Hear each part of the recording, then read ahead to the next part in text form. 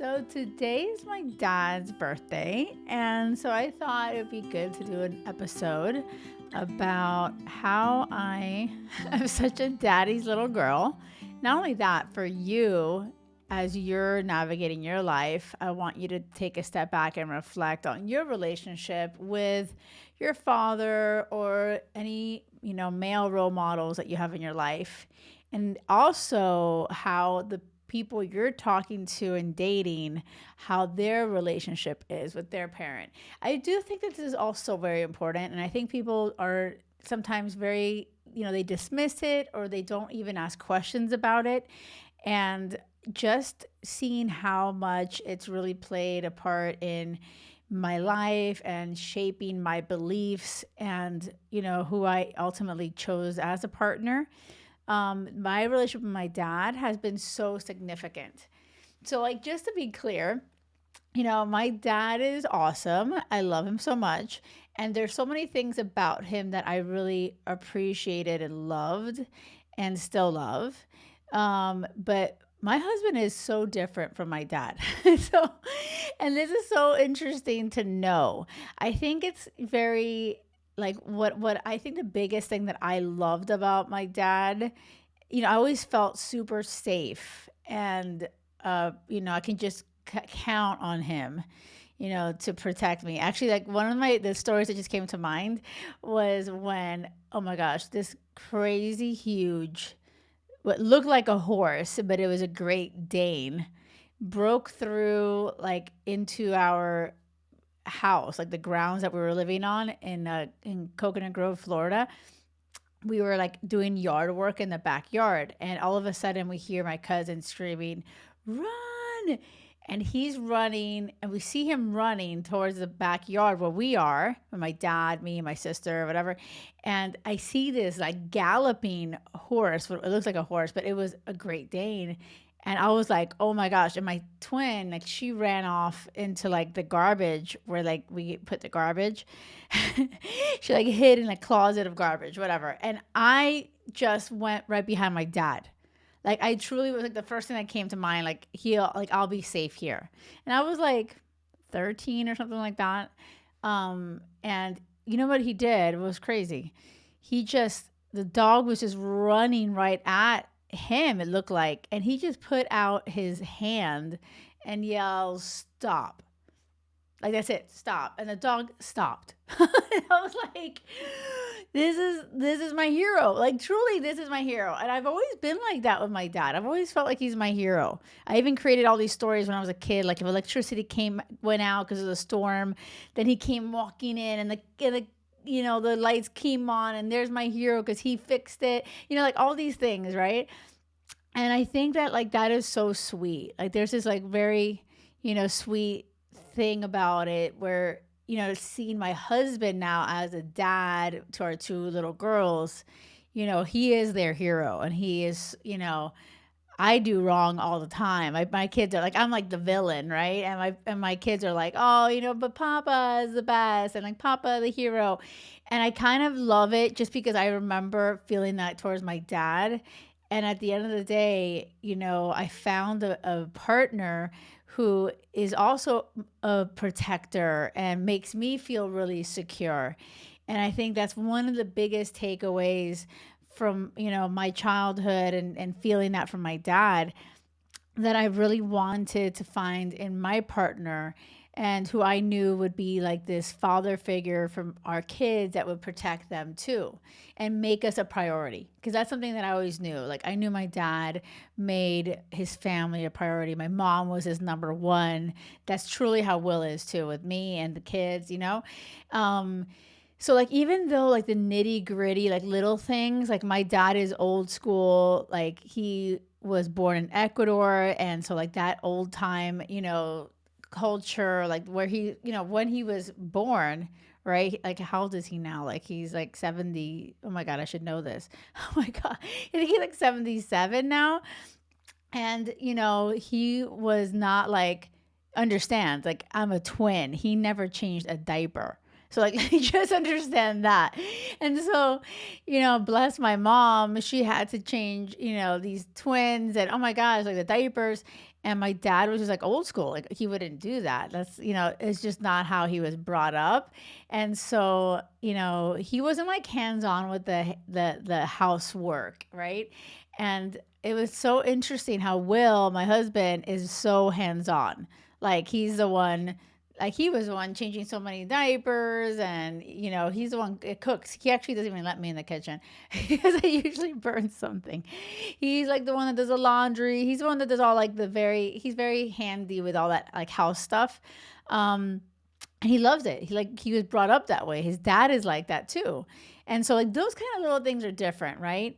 I feel like, but at the core, like of what is very similar is that my dad was a teammate with my mom. And I always loved that.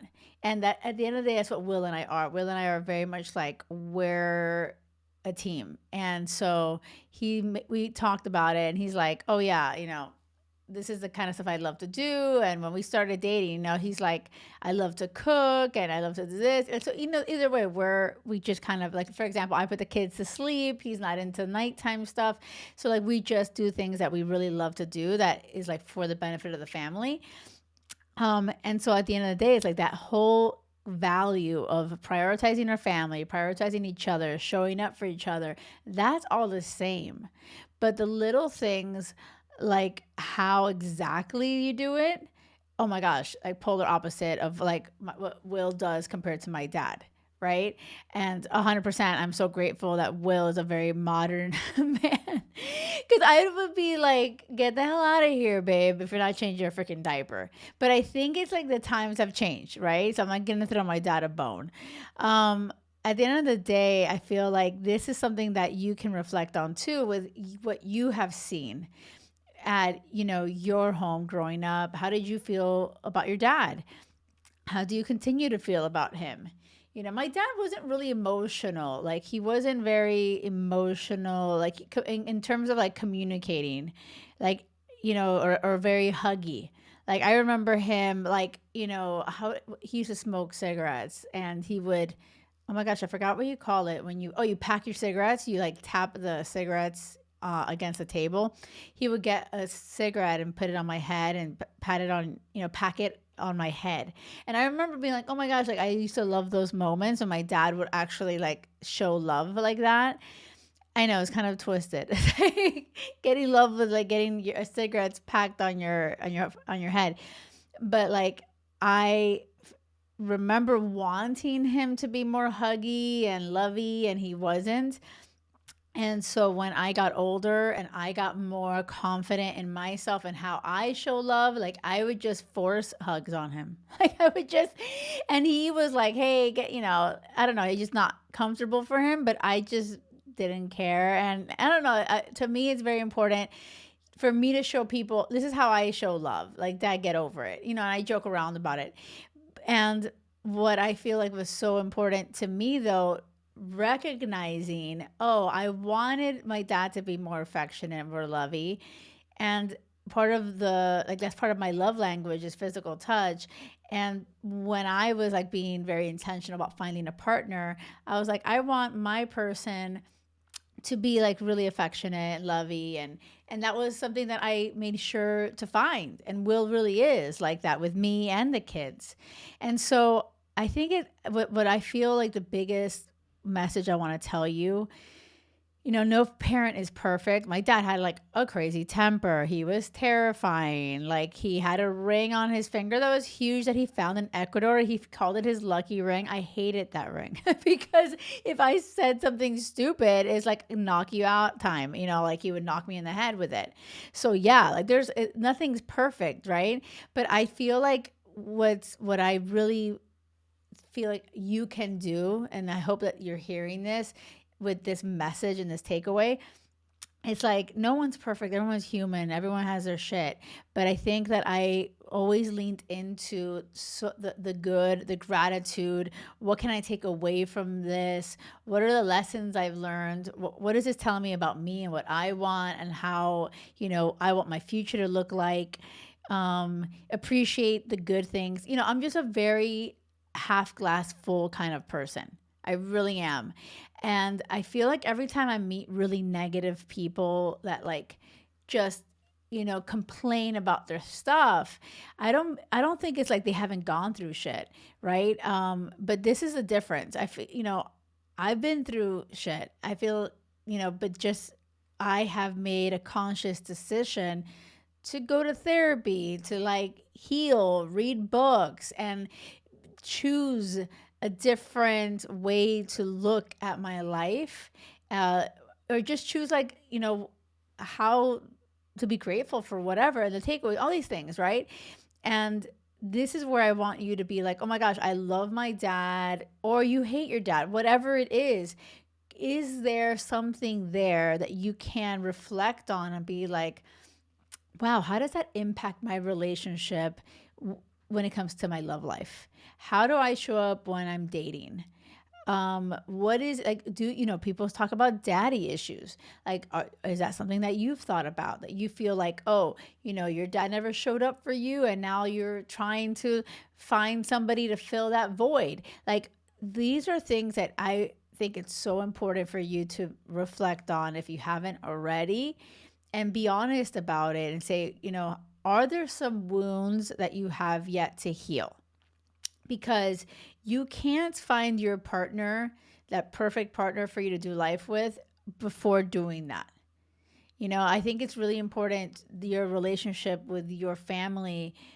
I would tell you to run. Like, I would be like, red flag city. If you're dating somebody and you ask them about their relationship with their parents and they're like, fuck them, I hate them, or whatever it is, I would be like, this is a red flag. Wait a second, what's going on? Ask more questions. This is concerning.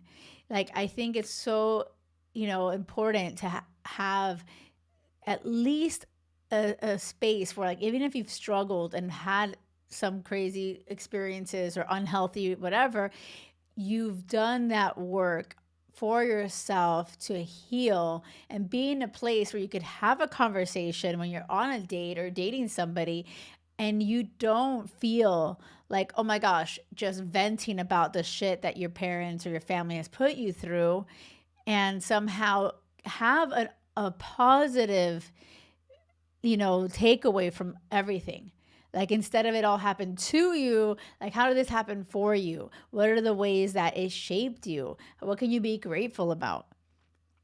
And you may be feeling like, yeah, there's no way I'm ever going to be grateful for my SOB father or something like that. If you're thinking that, truly, I just want you to understand that those are blocks in blocking you from receiving a healthy, amazing, secure relationship.